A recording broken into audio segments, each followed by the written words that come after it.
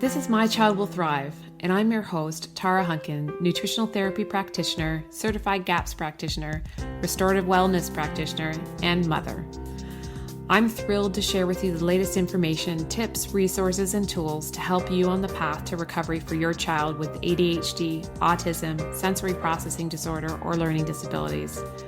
My own experiences with my daughter, combined with as much training as I can get my hands on, research I can dig into, and conferences I can attend, have helped me to develop systems and tools for parents like you who feel overwhelmed trying to help their children. So sit back as I share another great topic to help you on your journey.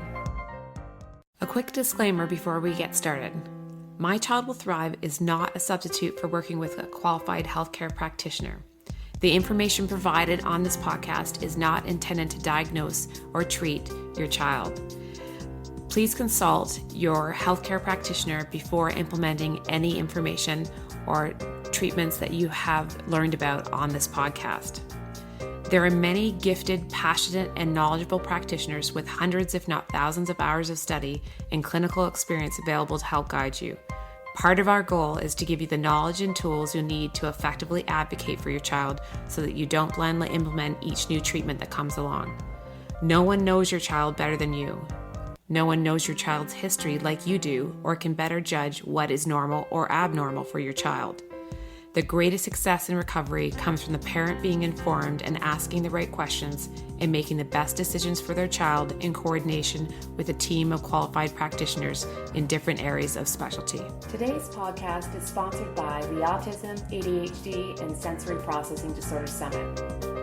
In order to learn more about the summit and to sign up for free, please go to www.mychildwillthrive.com/summit. Hi, everyone. I'm Tara Hunkin. I want to welcome you back to the My Child Will Thrive podcast. Today, we have a special interview for you. We're starting a new interview series where we talk to parents. In particular, parents that are open and willing to sharing their journeys that they've had with their children, things that went well, things that didn't, and everything in between. So I hope you stick around for this, our inaugural parent story podcast with Dana Latter. And Dana she knows very well the overwhelming feelings of frustration that families with special needs, autism, ADHD, and dyslexia, children with those things going on. She started learning about the subject when she realized that her son was quote unquote different and could not accept the diagnosis that she was given at the time. She knew in her heart that he could overcome his challenges and thrive. She now works with parents one-on-one in a holistic approach based on the Melillo method. So that's Dr. Melillo, which we talk about lots here on the podcast because we love the work that he and all the people that he has trained over the years do in the area of functional neurology. So Dana, I'm so glad to have you here and appreciate your willingness to talk to us today about your story with your son so that other parents like us can benefit from your journey and experience. Yeah, thank you for having me, and I'm very excited to be here. Good. Actually, why don't you first of all tell people where are we hearing you from today? Like, where are you in the world? I'm in London, England, and my journey started many years ago. My son is almost 17. Wow. Yeah, my daughter is 18 now. She just turned 18. So we started around the same time, which at that time, I'm sure you can agree, the internet was in its infancy. So it was really hard to find great resources to know where to start. So maybe we'll start with that. Tell us about that process of discovering that your son was having some challenges and what you were told at the time. As I said, my son is almost 17 and his whole development was very delayed. So he walked at 19 months. He didn't speak till he was about 4 or 5. And today I know that milestones matter and that matter a lot. And I wish I knew it all years ago, but the doctor and my environment kept saying, that's okay, there's a kind of delay, but he's going to catch up and things will be good. But that wasn't the case. Yeah, it's amazing how many of us hear that term catch up.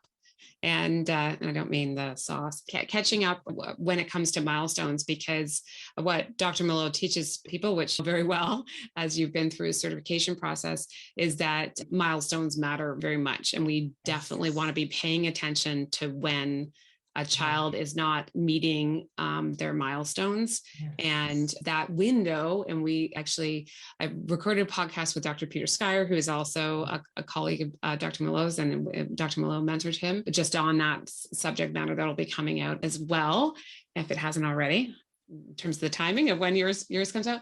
But because there's a lot of conversation about milestones these days as well, because some of those milestones have been changed by certain organizations. We won't dive into that right now, but what milestones were you seeing? Obviously the gross motor milestone of not walking on time, speech, were there other ones that your son missed?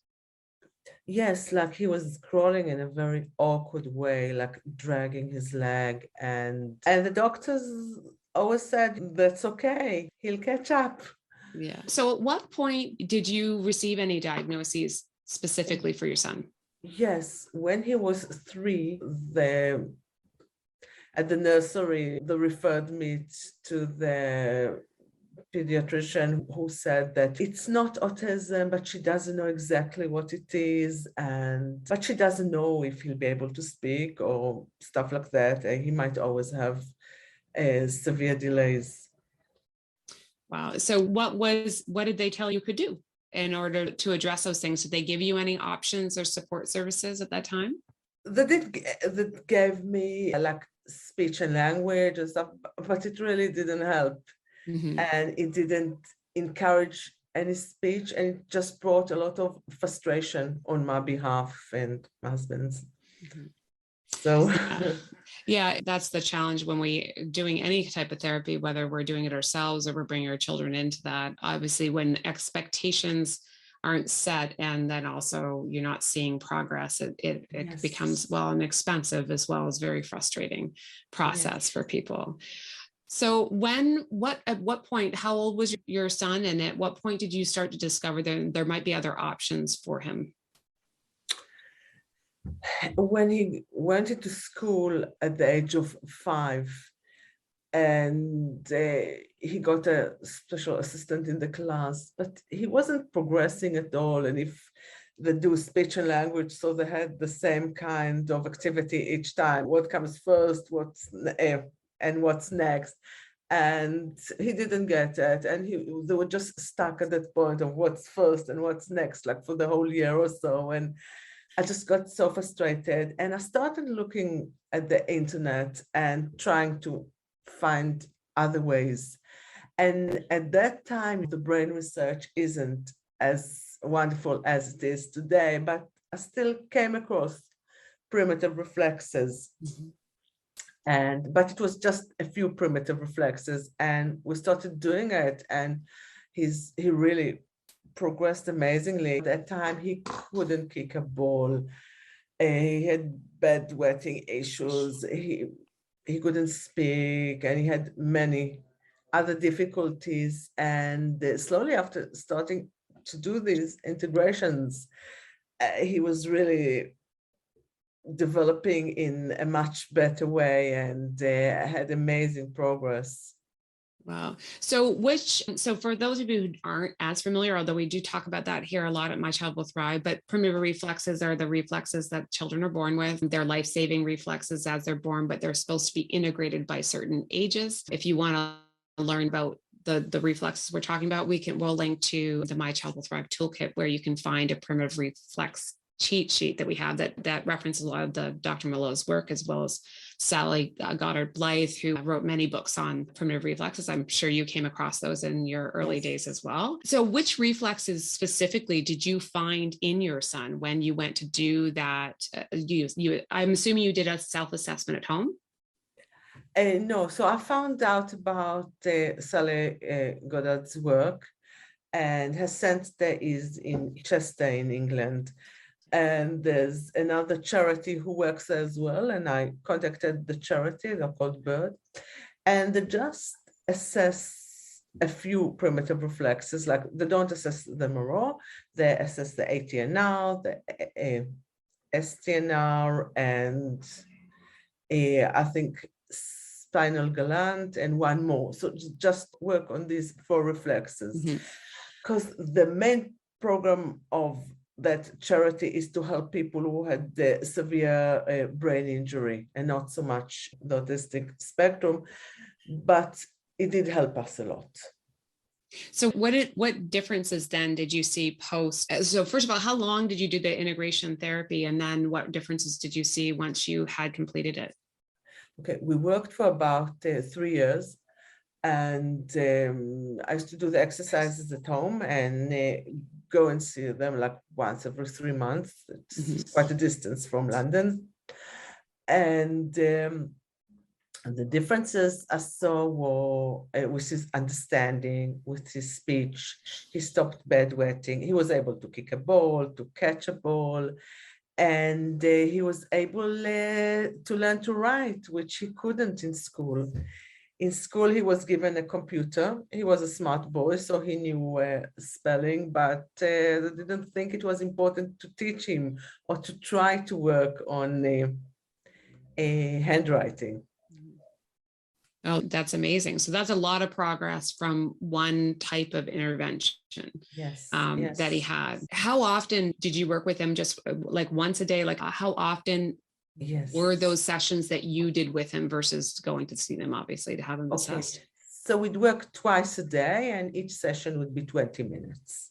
Yeah. So a lot of times when we're talking about those things where we're trying to induce positive neuroplasticity, it's about frequency, duration, and intensity. So that's really helpful to know that. So after that, what happened next with him? So you made a lot of really important quality of life and progress. What happened next? Then I came across vision therapy on one of my searches on the internet. And we started doing vision therapy, and we did it for a couple of years. And there were also great results, and his reading improved, and his coordination improved, and our journey until puberty. Okay. The primitive reflex therapy and the vision therapy had great progress. And I know we've talked about this already a little bit. So now comes puberty and the teenage years. What happened when you got to this phase? And this is not an unusual story. So this is really going to be helpful to parents, either if they've already been through this or before that. Yes. So from being this nice, sweet little boy, he became aggressive and violent towards us. And it wasn't the child I knew. It's really hard. So what did you start to look at because of that? So then I came across Dr. Melillo's work, and I started working with Dr. Daigle, and was located in Lake Charles. And we started seeing our son again, and he improved in many aspects, and we started doing the primitive reflex integration, but this time we included many more primitive reflexes. Like we worked about 8 to 10 primitive reflexes in comparison to 4 that we did before. And we did a lot of core work, and then I decided to study the Melillo course. And we kept getting lots of benefits all the time. That's amazing. So for people that aren't familiar with the Melillo method and what Dr. Daigle does, which is another person who's been trained in that method, but he's working on a number of different things. So what are all, because it's a multimodal approach. And for those who haven't been through something like that, it's hard to envision.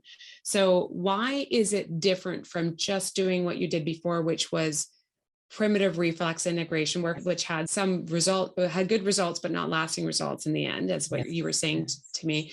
And same thing with the vision therapy. So why is it different when you went to do the Melillo method in that multimodal integrated way? I think mainly because it speaks about a developmental manner that a brain develops. So when we worked before on the vision therapy, so that's considered a top-bottom approach. Or if I tried forgot its name, when you do the like brain work, but you've got you work on a computer program and all the cables are connected. Yes. Yeah. What's it called? I'm not sure what the term you're referring to, but okay. You're talking about when the wires are crossed. Yes. Yes. So that's also considered a top-bottom approach. Yeah. But what we need to do, we need to work on the developmental, like the baby progresses. So it's tonal asymmetry, it's primitive reflexes, and its core and the eyes are like at the top of the pyramid. So now I know it's a mistake developmentally to start working on his development from the eyes. And as you'd be working on the frontal cortex instead of working in the developmental manner that I should have been doing. So from the brainstem to the cerebellum and then upwards is what you're getting at. Yeah. Yes. So doing all that core work, which activates cerebellum, the primitive reflex integration at the brainstem level, and then you get up to involving obviously the eyes and eye movements and things like that as you go. Exactly, and also looking at the hemispherical work, maybe the right hemisphere is much more developed than the left. So there's some sort of imbalance between the two hemispheres, and we need to create a balanced brain. Yeah. So obviously your son went through puberty. He had a lot of changes that went through because of that hormonal change likely triggered and made him regress. So how is his life now? So how is the quality of life for him and for you as a family after doing this work? And how long did you do the work with the Miller method, and are you still doing it? Okay. So I've got two sons. With my older son, he really progressed a lot, and we still keep doing core. And I think that doing core, it's for life, to keep you energetic and to keep you happy. And with my second son, who's 13, we're really doing a lot of the primitive reflexes, core. He had a lot of gut issues before, and we did certain testing that showed us inflammation in the brain and inflammation in the gut, which we treated. And something to know also for parents who do the primitive reflex integration, that if you don't see any progress within the first 6 weeks, there's probably some autoimmune problem that you should deal with. Yes, because we have to look at the biochemistry aspect as well. So it's not that if we're not supporting them or there's something interfering from a biochemistry standpoint, then we won't get the same results from the neuro rehab work and vice versa. And if we can do all the biochemical stuff, but if we don't do the neuro rehab, we're just not going to get lasting results. Exactly. And sometimes parents think that they're not doing it enough times during the day, or they're not doing it long enough, and that's the reason that they don't see any progress. And we need to look at the autoimmune as well. Yeah. No, that's really great advice. Can you give me a picture of what your sons are doing now and what your hopes are for them moving forward based on what the success you're having now? Okay, so first of all, my older son had a real attachment disorder with me, and before the treatment, and after the treatment, it was much better. He's able to do so many more things by himself. He didn't learn for so many years, and suddenly now he's almost 17. He's doing exams, and he's doing well, and I couldn't get him out of bed for a couple of years. He was so depressed that He wasn't interested in anything, and he's got interest in so many aspects, and he wants to take the exams, and I don't need, to pull him out of bed anymore. So That's amazing. yes. And how is your younger son doing? So my youngest son is still has work to do. He's got a lot of social anxiety, but I'm sure that he'll overcome all these issues with the right approach. And That's wonderful. Yeah. It's nice when you have that confidence and the hope that things are going to change. You just have to stay the course and keep on adjusting as you go through. You now have taken what you've learned yourself and what you've learned through the trainings that you've done, and you work one-on-one with clients. What does that look like, and how do you do that? Okay, so I've got a course that I do over 12 weeks. We do it over Zoom, people in different countries.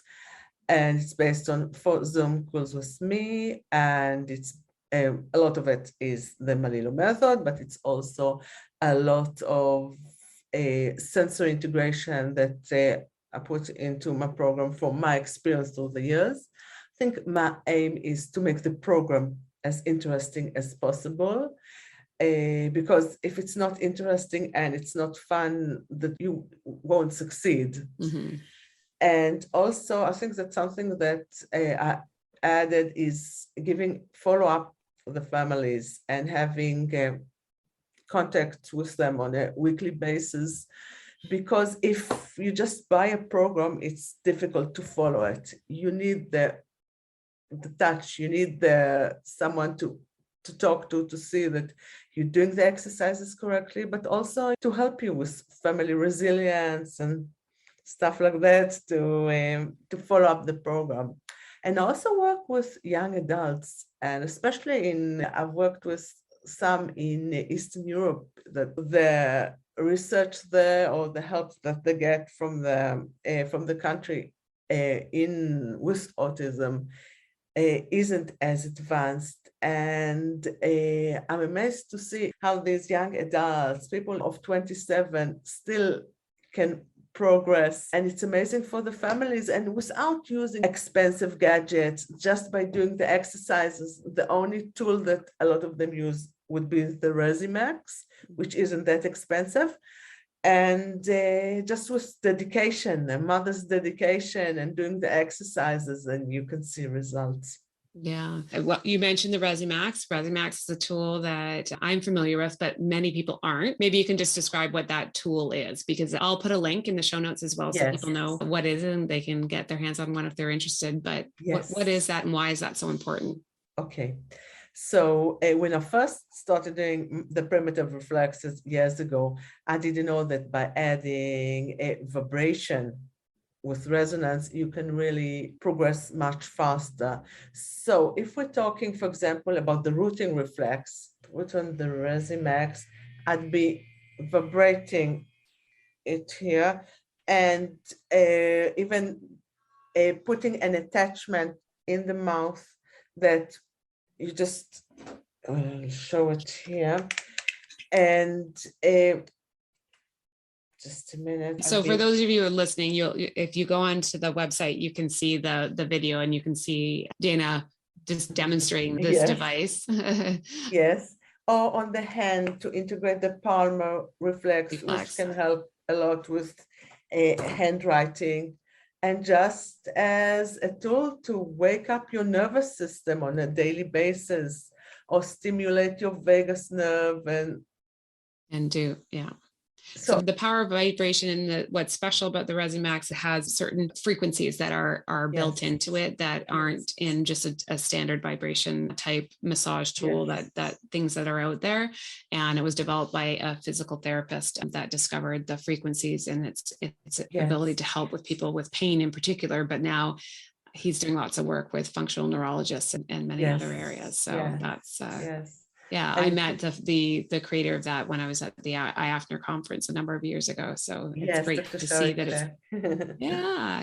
So it's great to see that's out there and being used in the field and getting such great results. Yes, I love hearing all the yes. stories. We are going to put all the links to where people can find you in the show notes.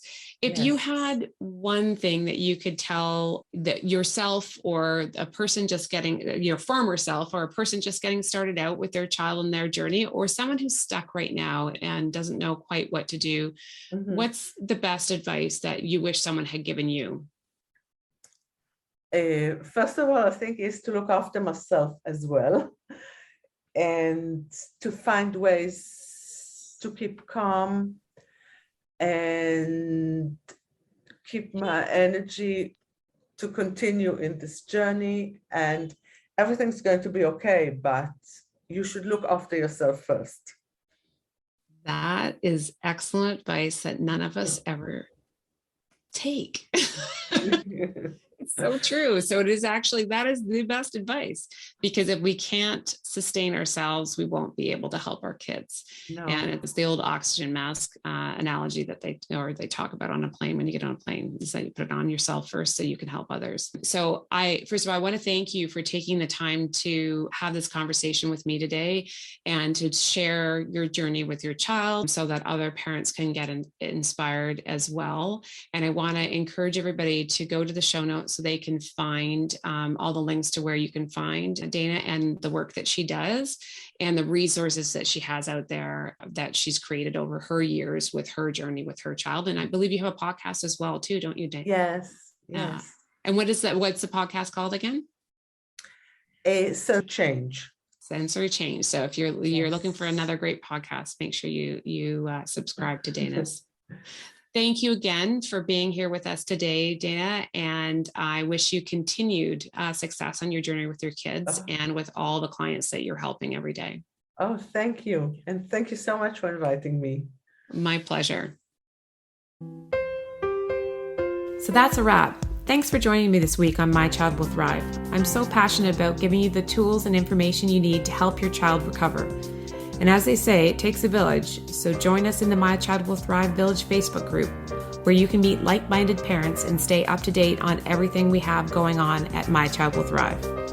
This is Tara Hunkin, and I'll catch you on the next podcast or over at mychildwillthrive.com.